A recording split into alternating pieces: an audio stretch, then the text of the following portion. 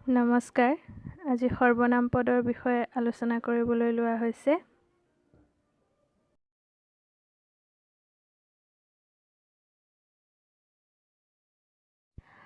বিশেষ্য পদৰ সলনি ব্যৱহাৰ হোৱা পদক সৰ্বনাম পদ বোলে। যেনে তেওঁ, সি, তাই, আপুনি ইত্যাদি। উদাহৰণ: মদন এজন বুদ্ধিয়ক ল'ৰা। সি সদায় স্কুললৈ যায়। ইয়াত সি এটি সৰ্বনাম পদ।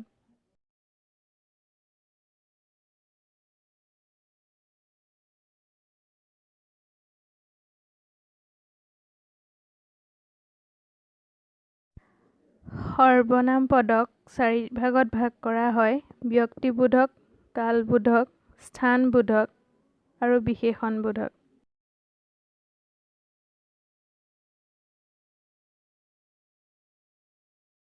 ব্যক্তিবোধক: যি সৰ্বনাম পদ কোনো ব্যক্তি, প্ৰাণীৰ নামৰ সলনি ব্যৱহাৰ হয় তাক ব্যক্তিবোধক সৰ্বনাম বোলে।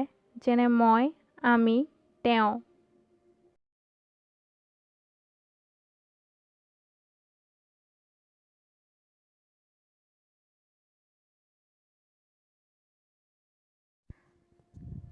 কালবোধক: যিবোৰ সৰ্বনাম পদে কাল বা সময়ক বুজায় তাক কালবোধক সৰ্বনাম বোলে। যেনে এতিয়া, তেতিয়া, কালি, তাহানি।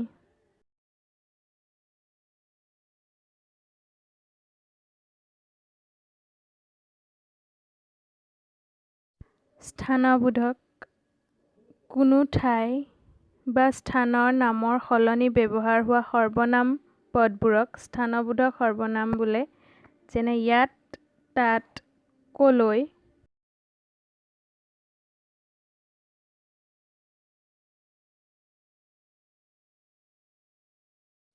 বিশেষণবোধক: যিবোৰ সৰ্বনাম পদ বিশেষ্য বা সংজ্ঞা শব্দৰ আগত ব্যৱহৃত হৈ বিশেষ্য পদৰ দোষ, গুণ, অৱস্থা আদি বুজায় তাক বিশেষণবোধক সৰ্বনাম বোলে।